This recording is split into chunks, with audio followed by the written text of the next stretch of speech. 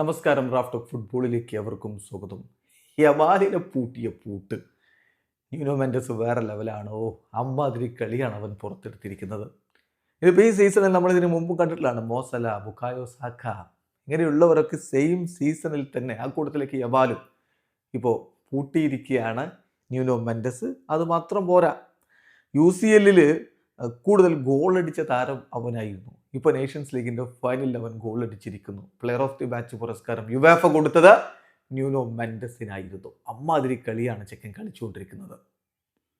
Nuno മെൻഡസിന്റെ ഈ final മത്സരത്തിലെ കണക്ക് നോക്കുക. 120 മിനിറ്റ് കളിച്ചു, 79 ടച്ചുകൾ, ഒരു ഗോള്, ഒരു ബിഗ് ചാൻസ് അവൻ ക്രിയേറ്റ് ചെയ്തു. 5 ഡ്രിബിളിങ്ങുകൾ അവൻ നടത്താൻ ശ്രമിച്ചതിൽ 4 അവൻ വിജയിച്ചു. 10 ഗ്രൗണ്ട് ഡ്യുവൽസിൽ 7 അവൻ വിൻ ചെയ്തു. 2 ഇന്റർസെപ്ഷൻസ് അവൻ നടത്തി, 3 ടാക്കിളുകൾ നടത്തി. ഒരു തവണ പോലും അവന് ഡ്രിബിൾ ചെയ്ത് കടന്നു പോകാൻ ഈ വമ്പൻ, ഈ വലിയ താരങ്ങളുണ്ടല്ലോ, പേര് കൊണ്ട് വലിയവർ, അവർക്ക് കഴിഞ്ഞില്ല.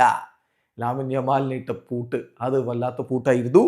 ഒരു പെനാൽറ്റി ഷൂട്ടൗട്ടിലൊരു പെനാൽറ്റി എടുത്തു, അത് ഗോളാക്കി മാറ്റി പൊള്ളിച്ചടുക്കിയ പ്രകടനമാണ് അവൻ നടത്തിയിരിക്കുന്നത്. ഒരു പക്ഷേ ലോകത്തെ ഏറ്റവും മികച്ച ലെഫ്റ്റ് ബാക്ക് എന്നിപ്പോൾ വിളിക്കാവുന്ന താരം ന്യൂനോ മെൻഡസ് തന്നെയാണ്. അപ്പോൾ ഈ ഒരു കിരീടം പോർച്ചുഗൽ ഉയർത്തുമ്പോൾ അതിൽ വലിയ വലിയ വലിയ റോള് ന്യൂനോ മെൻഡസ് വഹിച്ചിട്ടുണ്ട്. വീഡിയോ അവസാനിക്കുന്നു.